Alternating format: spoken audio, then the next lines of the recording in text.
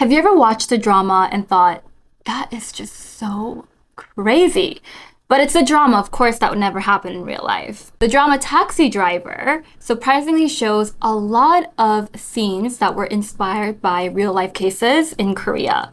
If you guys haven't watched the Korean show Taxi Driver yet, I highly recommend it. In the drama, disabled people are trafficked and forced to work in a factory for salted seafood. They are being subject to merciless work hours, violence, as well as having their private property embezzled by their employers. When a female worker finally manages to escape, she is taken back to the factory by a police officer. Well, it turns out that this horrifying scene was inspired by a real-life case. It turns out that he was actually in collusion with the owner of the enterprise. Today's video touches on topics related to mental health. If you've been watching me for a while, you know that I'm a huge advocate for mental health. I've been struggling with my own mental health issues when I was younger, and I have to say that going to therapy helped tremendously in my mental health journey. It took a lot of strength to start going, and when I did, I remember my therapist telling me that going to therapy is taking the first big step towards bettering yourself, and it is 70% of the work. Seeking therapy is a sign of strength and self-awareness. It takes courage to acknowledge when you need help and take the steps necessary to get yourself some help. Which is why I'm excited to announce that BetterHelp is a paid partner for this video, and they are on a mission to start making therapy easier for everyone.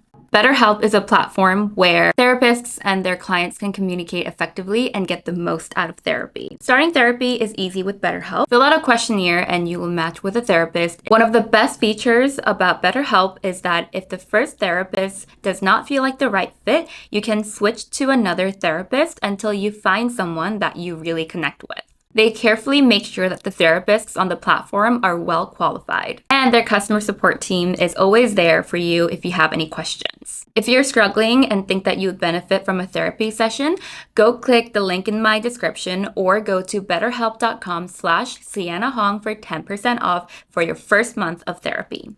Thank you to BetterHelp for being a paid partner, and let's go on with today's video. So one day, the sun beat down on the shallow fields where Kim Seok-baek was forced to work without pay. He was working 18-hour days mining the big salt crystals that was found in the mud around him. Half blind and in rags, Kim grabbed another slave and the two disabled men headed for the coast. They were lost. They wandered past the salt fields. They could feel the islanders inspecting them. Everyone knew who belonged and who didn't. They went to a grocery store, and in that store, the owner's son rounded them up, and he called their boss. The boss later ended up beating Kim with a rake for escaping and sent him straight back to the salt fields. Slavery thrives on the rural islands of South Korea's rugged southwest coast, with a long history of exploitation and the demands of trying to make a living from the sea. In 2008 and 2012, two disabled men named Che and Kim were deceived by an unregistered employment agency, and they were sold to salt farms on Purple Island. The workers on the farm were not allowed to sleep for more than 5 hours a day, and they were forced to do hard labor such as salt farming and construction work. The two men tried to escape many times without any success, even being threatened to death if they ever tried to run away again. The place where the men were forced to work was a rural area, and many locals and even police officers turned a blind eye to all the exploitation and the abuse of workers on the farms. Ironically, a local police station nearby had been praised for their excellent service not too long ago, but later it came to light that workers who tried to escape had been sent back to the farms again by the same police officers from the station. 2/3 of South Korea's sea salt is produced at more than 850 salt farms on dozens of islands in Sinan County, including an island where half the 2,200 residents work in the industry. Workers spend days managing a complex network of waterways, hoses, and storage areas. 5 times during the last decade, revelations of slavery involving the disabled have emerged, and Kim's case prompted a nationwide government probe of thousands of farms and disabled facilities that found more than 100 workers who had been deceived with no pay. Although 50 island farm owners and regional job brokers were indicted, national police say no local police or officials will face any punishment despite multiple interviews showing that some knew about the slaves and even stopped attempted escapes. So you might be asking, why didn't more people try to leave? Well, the sad reality is that some disabled people working there actually refused to leave the salt farms because they had nowhere else to go.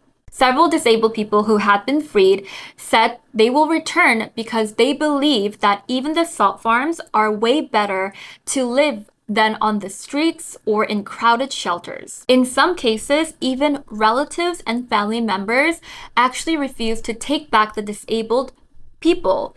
And they even sent the salt farmers letters confirming that they didn't need to even pay the workers. They just wanted them gone. They didn't want to take care of them. Well, soon after the national investigation, activists and police found another 63 unpaid or underpaid workers on the islands, and 3/4 of whom they were mentally disabled. The horrific conditions of the farm were first exposed in 2014. The deputy speaker of the county, as well as members of the local parliament, were arrested on charges of exploitation and failure to pay laborers who work for their farms. When the information got out, the public, rightfully so, were outraged to find out that even public officers can't always be trusted to protect the weak in society. Because remember, even if people did try to escape and go to the police wouldn't really help them. They would just send them back. The South Korean National Police Agency eventually decided to extend their investigation, and salt farms and facilities for the disabled throughout South Korea were investigated. They found out that at least 100 workers, many of whom were disabled, had not been paid proper wages, and many more were either missing or unidentified.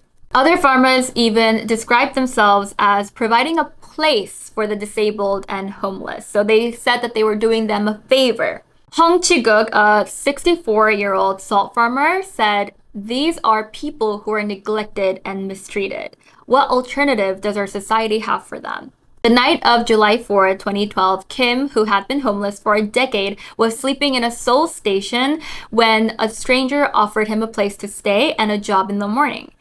Hours later, he stood on the island salt farm. Hong had paid an illegal job agent the equivalent of only about $700 for his new worker, according to court records. The beatings began the very first day on the farm for Kim, who's visually disabled and described in court documents as having the social awareness of only a 12-year-old. Kim stated that each time he asked a question, his beatings would come first. As mentioned previously, only a week after his first escape was stopped, Kim began to plan another. Kim and another slave, Chae Min-sik, again tried to find their way to a port. But the grocery owner's son, identified by locals only as Yoon, rounded them up again and called Hong. After another beating, it was back to work.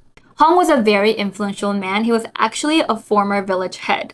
Despite his fear, Kim ran away again at the end of the month. Again, Yoon captured him. Furious, the owner said that if Kim ran away again, he'd get a knife in the stomach. And Hong beat Kim so badly, he broke Kim's glasses. He worked Kim so hard, he was too tired to think about escaping ever again. The exact number of people that are enslaved is very difficult to determine because of the transient work, the remoteness of the farms, and the closeness and often hostility of the island communities. Like I said, everyone knows each other, everyone knows who belongs, and everyone knows who doesn't. Social workers believe that many slaves have yet to be found and that investigations have so far been inadequate. 5 times during the last decade, revelations of slavery involving the disabled have emerged, and each time generating national shame and outrage. Kim's case prompted a nationwide government probe over the course of several months.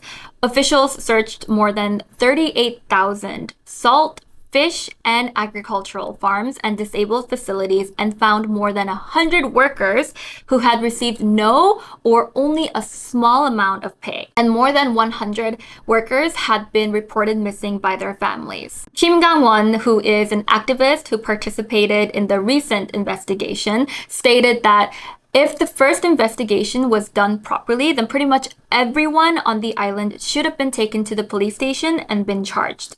He said that the whole village knew about it. The whole village knew what was happening on that farm, and they all turned a blind eye to it.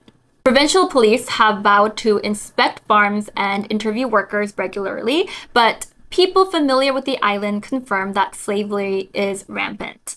Cho Yong-soo, who is a doctor who worked at the island Public Health Center from 2006 to 2007, stated that the police chief would tell me that I'd eventually come to understand that this was how things were on the island. Han, who was a pastor in Mokpo, who lived on the island for 19 years until June, sympathized with the farmers who had to deal with the disabled, incompetent workers. He stated that they would spend their leisure time eating snacks, drinking alcohol, and smoking cigarettes. It's a painful reality, but it's a pain the island has long shared as a community. After a year and a half as a slave, Kim made a final attempt at escaping.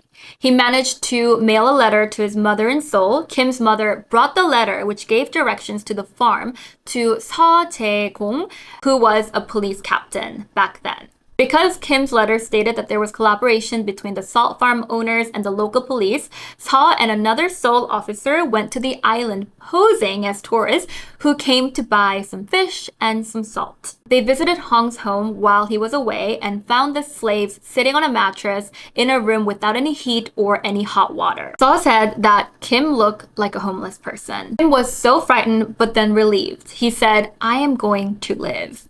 Che initially refused to leave the island but was freed later after Seo found a 2008 missing persons report for Che. He now lives in Seoul in a shelter. Yoon, who reportedly captured Kim and Che, was fined $7,500. Which I don't know about you, but that seems like a very small amount of money compared to what he put them through. Kim, who lives in Seoul and occasionally works construction jobs, settled with Hong for about $35,000 in unpaid wages. Even today, he has nightmares and receives treatments for his injuries. This case enraged the whole nation that even the president back then spoke on it. President Park Geun-hye commented about the exploitation of workers in Sinan, and she said, "It should never happen in the 21st century. We need to root this kind of human trafficking out. So the National Police Agency and the Supreme Prosecutor's Office must investigate other remote islands to prevent human trafficking." The Seoul Guro police station suggested a close investigation on the trafficking in South Korea's remote islands. And on 22nd of February 2014, Jeollanam-do decided to resolve the exploitation of workers in the islands by promoting the workers' rights of salt evaporation pond laborers. And after the farmer and the agency were all arrested, KBS interviewed citizens in Sinan. One pond owner's wife said, "We shouldn't give disabled people salaries because they would spend all salaries for buying alcoholic beverages." One citizen said, "In Sinan, an honest person becomes a fool. The fifth richest man owns the fifth most workers." One police officer later on said that during his service in Sinan County, even the local police inspectors had disregarded handicapped people's human rights. So that is the story of the slavery that had been rampant in 2014 in Sinan County. It is a truly horrifying case. I can't believe that this actually happened in real life. And I was so horrified when I saw the scenes in the movie. And I can't believe that this actually happened not too long ago. There are a lot of other scenes in Taxi Driver that were inspired by horrifying real life cases. If you guys want me to cover more of those, I definitely can. Let me know what you guys think of today's video. If you guys have any video ideas for me, please leave a comment below and I will see you guys next time. Thanks for watching. Bye!